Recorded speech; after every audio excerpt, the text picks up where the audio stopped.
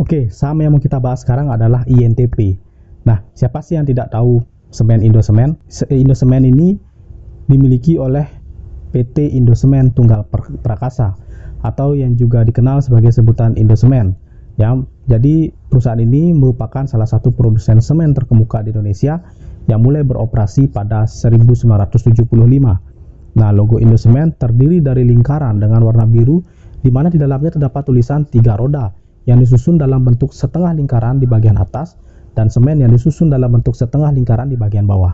Nah, di tengah lingkaran biru tersebut terdapat lingkaran berwarna merah yang ukurannya lebih kecil di mana terdapat gambar 3 roda berwarna putih yang saling bersentuhan. Pada bagian bawah dari lingkaran biru terdapat tulisan Indosemen Heidelberg Cement Group yang berwarna biru. Nah, tulisan ini menunjukkan bahwa Indosemen merupakan bagian dari perusahaan bahan bangunan terkemuka asal Jerman, yaitu Heidelberg Cement Group.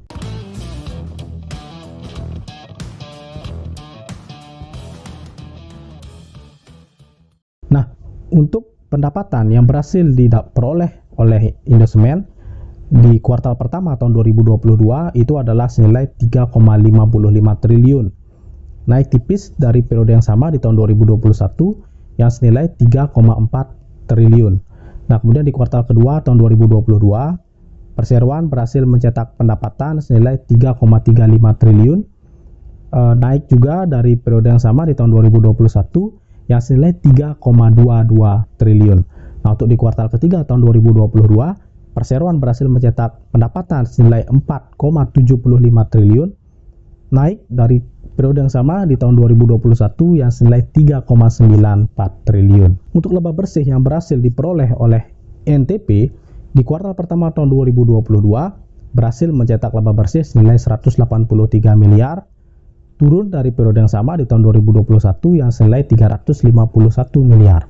Nah, untuk kuartal kedua tahun 2022, perseroan berhasil mencetak laba bersih senilai 109 miliar, turun juga dari periode yang sama di tahun 2021 senilai 235 miliar.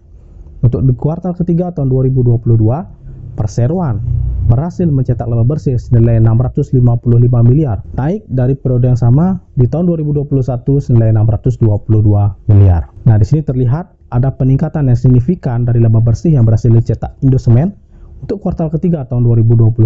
Bagaimanakah progres INTP untuk menghadapi tahun 2023? Nah, jadi INTP telah menyiapkan capex senilai 1,2 triliun pada 2023. Nah, jadi belanja modal atau capital expenditure sebesar 1,2 triliun di tahun 2023. Angka tersebut tak berbeda jauh dari capex 1 triliun yang dianggarkan pada tahun 2022.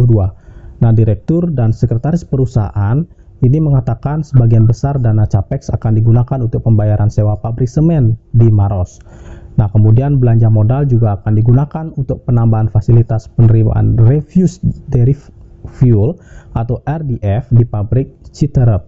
Nah, selain itu dana capex juga akan digunakan untuk penambahan penyimpanan bahan bakar alternatif atau alternative fuel storage dan pekerjaan untuk pengembangan beberapa fasilitas pabrik. Kemudian ada berita bahwa INTP sudah menuntaskan buyback 6,8% saham. Indosemen rogoh 2,734 triliun. Nah, jadi mereka telah melakukan pembelian saham kembali atau buyback itu sebanyak 250,15 juta lembar saham atau setara 6,8% dari jumlah saham perseroan yang tercatat di Bursa Efek Indonesia.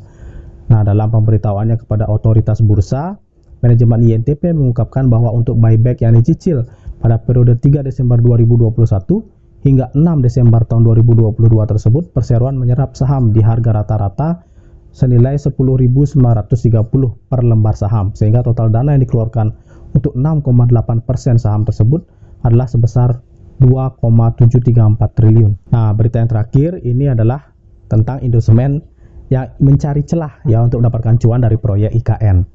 Nah, jadi PT INTP itu bakal fokus pada efisiensi dan penerapan strategi pemasaran yang lebih menarik pada 2023. Nah, perseroan juga melihat katalis positif permintaan semen dari proyek Ibu Kota Negara atau IKN Nusantara. Nah, Direktur dan Sekretaris Perusahaan Indosemen Tunggal Prakasa ini memperkirakan kondisi industri semen di tahun depan secara umum akan bertumbuh positif. Nah, namun isu resesi global yang terjadi dapat menghambat pertumbuhan tersebut.